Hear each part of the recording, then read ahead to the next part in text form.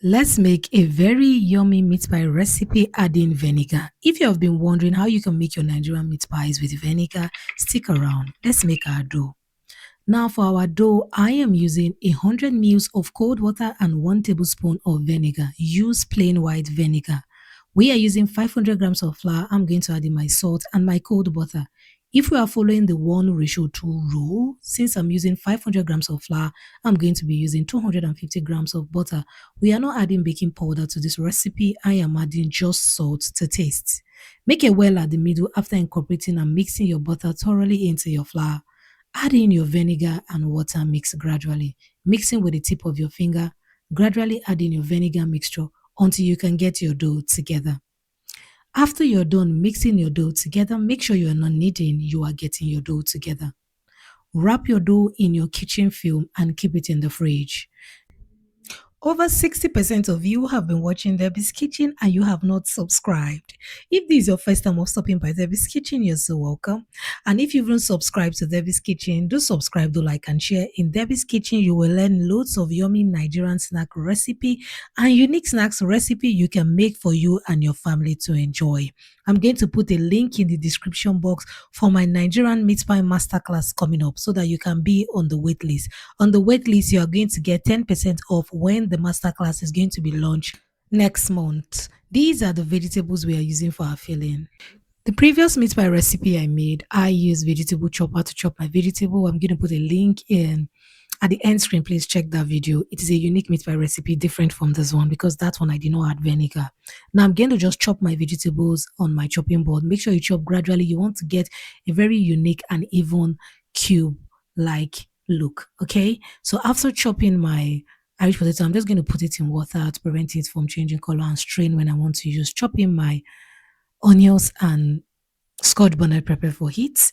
And after which, you can chop your onions and scotch bonnet pepper for heat with your hands on your chopping board, or you can use your food processor. Saute your onions and pepper, add in your miced beef. Use any miced beef of choice. And if you can't find miced beef, just get the regular beef from the market and shred in your food processor. Add in your salt, add in your Maggi, add in your curry and your thyme. These are the ingredients I use for my filling. I do not add more than that. You don't need so much. If your beef is fresh, you are fine.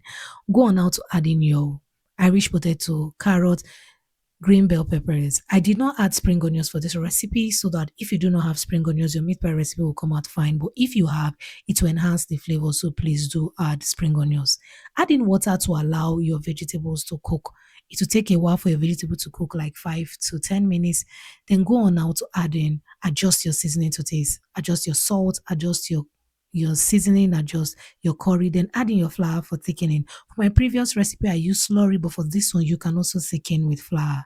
Allow it to simmer and for the liquid to dry up for a few more minutes, and this is what you get at the end of the day. Now let's assemble our pie. Take your dough out of the fridge and divide into mini portions. You can use 100 grams for small size pies and 120 grams for big size pies. For this recipe, I didn't weigh. So if you're not going to be weighing, just divide your dough into mini portions and work with your dough. Now, roll your dough to a bit flat. I am using my crimper and my fork. If you want your dough to be thick, it's totally up to you. If you want it to be thin, it's actually totally up to you. Sprinkle a little bit of flour on your crimper and place your dough in there. Adjust your dough on your crimper to make sure that it covers your crimper all the way through. This is very important. A tablespoon for small size pies and a tablespoon and a half for big size pies. Brush the edge with your egg wash and seal properly. This is very important because applying egg wash to the edges of your dough will allow your pies to seal properly and easily. Then seal your pies like the way you see me do it here. Take out the excess dough and set aside. Once you are done, set your pies on your tray. If you do not have a crimper, go on now to use your fork. So take another portion out of your dough and roll likewise. You can see me reducing the portion because I didn't weigh. If I did weigh, I won't reduce. I will just go on now to roll because I know they are all even in size. After which, take a bowl out of your kitchen to cut out round circles. Very important, because you may not have anything to cut out round circles. Don't say, "Oh, I don't know what to use." A bowl. This is a soup bowl in my kitchen, and for me, using it to cut out round circle is fine. Make sure you use the blunt side of your knife, which is very key, so that you don't cut through your work surface while making your pies. Do the same thing. Brush the edge with egg mix and go on now to add in your meat pie filling to your dough. So you do not want to add too much. For small size pies, a tablespoon is enough. Do not want to do too much with that. Then go on now to close your pies. Close your pie. If your pie is too full, push the filling back and close. When you add the right amount of filling, your pies will come out looking clean and neat without the filling spilling outside the pies, at the edge of the pies, or even your fingers that will later stain the dough and make it look not attractive or appealing. Go on now to seal the edge of your dough with your fork, dipping your fork in flour if it's getting sticky. This will make your fork seal easily and neatly. Make a hole at the top of your pie to allow space to breathe. You can either use a fork, a knife, a sharp blade. Make sure the blade hasn't been used before. Place your pies in your pan and brush with your egg wash. You can brush with just egg or with your egg yolk. And after baking at 180 degrees Celsius, this is the beauty that you get at the end of the day. What is the benefit of adding vinegar?